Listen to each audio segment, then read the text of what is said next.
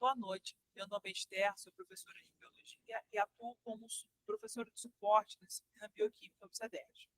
Vou aula para a gente. Na aula de hoje, eu vou explicar uma AD anterior, que é do período de 2022.1, para basear, vou explicar essa AD e a de 2021. Por quê? Porque as questões são muito parecidas e o que pode ajudar vocês no processo de aprendizagem. Deixa eu ver se eu consigo a AD1 de 2023. Já achei. Não, já tem a AD1 de 2023. AD2. Achei aqui. Vou abrir também a AD2 de 2023.1. Tá? 2 períodos seguintes. Talvez possa ajudar vocês a aprenderem melhor. Tá? Primeiro vamos começar com a anterior, né? 2023.2. 2022.1. Que é essa que eu abri agora. Vamos lá. Indivíduos com níveis anormalmente baixos de carnitina nos músculos sofrem de fraqueza muscular durante exercício moderado. Explique desse efeito. Então, onde vocês sabem? Você já estudou carnitina, ou Sandra? O que é carnitina?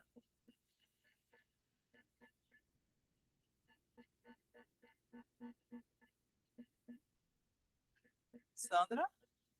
Oi? Você já ouviu falar na palavra carnitina?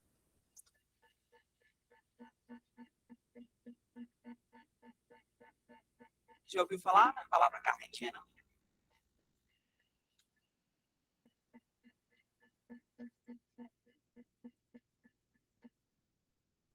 Sandra, você consegue ver? Pode escrever no chat. Eu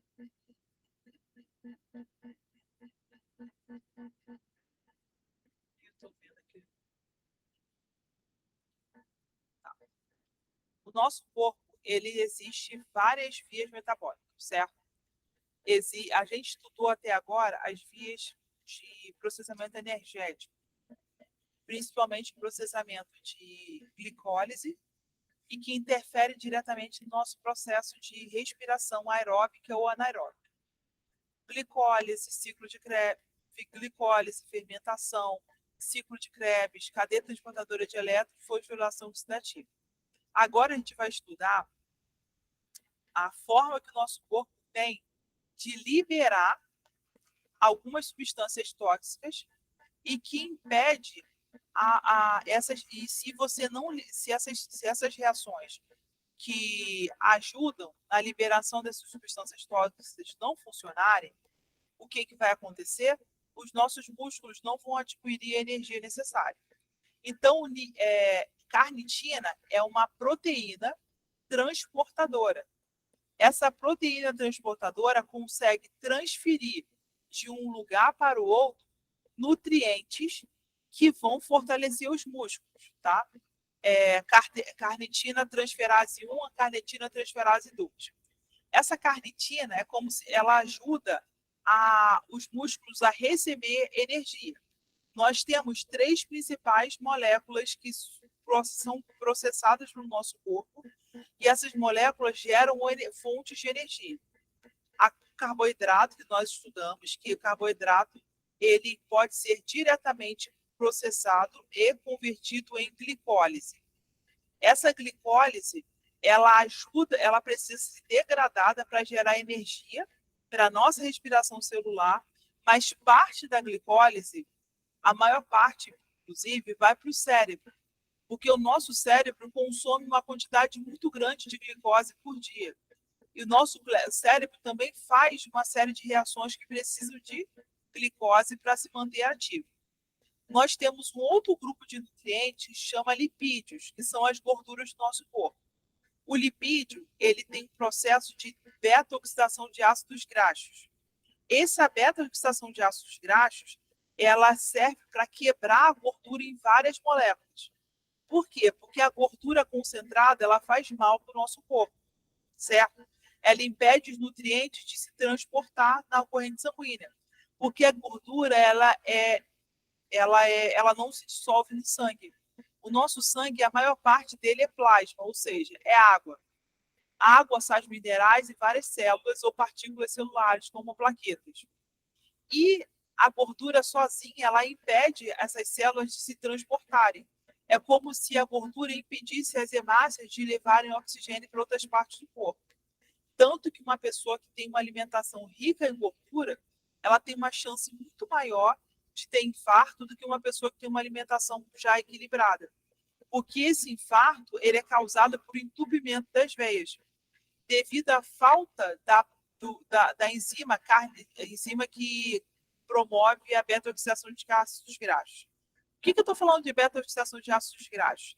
A carnitina, ela quebra, ela ajuda a transportar os ácidos graxos que estão em quantidade maior na corrente sanguínea para entrar na hemácia não, na mitocôndria.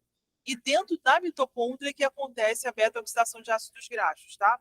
Ela transfere de um lado, do lado de fora da célula, para dentro da célula esses ácidos graxos e dentro da mitocôndria que esses ácidos graxos são processados. Oi, boa noite.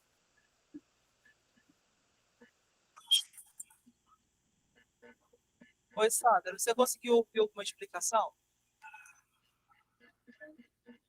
Oi. Aí o que que acontece? Oi? Conseguiu? Deixa eu continuar com a explicação. Aí, quando eu parar, se você tiver alguma dúvida, escreve no chat ou abre o áudio e me pergunta, tá bom? Eu tô só explicando a questão 1. Por quê? Porque essa prova é bem complexa. Em uma hora vai ficar um pouco difícil de explicar tudo, mas eu vou tentar resumir o máximo possível, porque tem algumas questões que são fáceis. Tem uma série de reações de beta-oxidação de ácidos graxos. Esses ácidos graxos são gorduras, vamos dizer assim, que são quebradas e ela gera energia para o músculo, tá? Hoje eu estava dando aula de química na escola que eu trabalho, eu dou aula de química e física no estado. Então eu expliquei para eles sobre processamento de macromoléculas, porque existem as principais macromoléculas: carboidrato, lipídios e proteínas. As proteínas são degradadas em aminoácidos. Os lipídios são degradados em ácidos graxos. Só que esses ácidos graxos têm uma quantidade de energia muito maior, tem uma caloria, vamos dizer, muito maior. Isso facilita a, a, a geração de energia no músculo. Por quê? Porque os ácidos graxos eles são degradados na mitocôndria. E os músculos são células multinucleadas. Então, se elas são células multinucleadas, elas são células que têm muita mitocôndria. E a gente precisa o tempo todo de energia para a mitocôndria funcionar bem. E essa energia, ela é tira para você o corpo todo funcionar, até o processo respiratório é movimentado por músculos. E se esses músculos não receberem a quantidade de nutrientes transferidas pela carnitina, ele fica fraco, porque a energia transferida pelos ácidos graxos e a energia transferida pela glicólise, ela precisa ser alta para manter os músculos sempre ativos, tá? Número 2, compare e contraste as vias de biossíntese e degradação de ácidos graxos. Que características essas vias têm em comum, como elas se diferenciam? Biossíntese é armazenamento de ácidos graxos. Degradação é quebra. Ó, biossíntese é a mesma coisa que... Ai, Jesus, fugiu agora é memória. Biossíntese é sintetização. Você pega outras substâncias e produz os ácidos graxos. Degradação é quebra, tá? Degradação biossíntese é anabolismo e degradação é catabolismo. Por que isso acontece? Quando o nosso corpo não consegue a quantidade necessária de glicólise, ele precisa usar a gordura como estratégia para produzir glicólise. Então, a gordura é quebrada até corpos cetônicos. Esse corpos cetônicos é convertido em glicose na gliconeogênese, ou seja, produzir açúcar com substâncias não glicídicas. O que essa questão está pedindo? Está dizendo que tem uma questão biossíntese de glicogênio. A biossíntese de ácidos graxos é você pegar uma substância e produzir e armazenar as gorduras que são necessárias para o nosso corpo. O nosso corpo tem 3 tipos de gordura. Tem a gordura que isola os neurônios para não ter curto-circuito. Tem a gordura que é marrom, que fica entre os órgãos, para manter os órgãos funcionando bem. E a gordura amarela, que ela fica por fora, que essa gordura amarela que é nociva para o nosso corpo. Quando você faz exercício aeróbico, você degrada a gordura amarela, que ela é facilmente degradável, só que você precisa ter uma alimentação mais regrada para que não tenha uma quantidade de gordura amarela suficiente. Já a gordura marrom é gordura entérica, é a gordura que protege nossos órgãos de choque entre eles e também ajuda a isolar termicamente. A gordura amarela também isola termicamente? Isola. Só que ela, em excesso, prejudica a saúde. Já a degradação de ácidos graxos, ela ajuda a gerar energia, principalmente quando a pessoa não tem reservas de glicose. Então, esses ácidos graxos degradados fortalecem os músculos e também, na ausência de glicose, ele pode transformar esses ácidos graxos em corpos cetônicos. E esses corpos cetônicos tem 2 partes, né? Tem uma parte que é liberado no exercício e tem uma parte que é convertido em energia.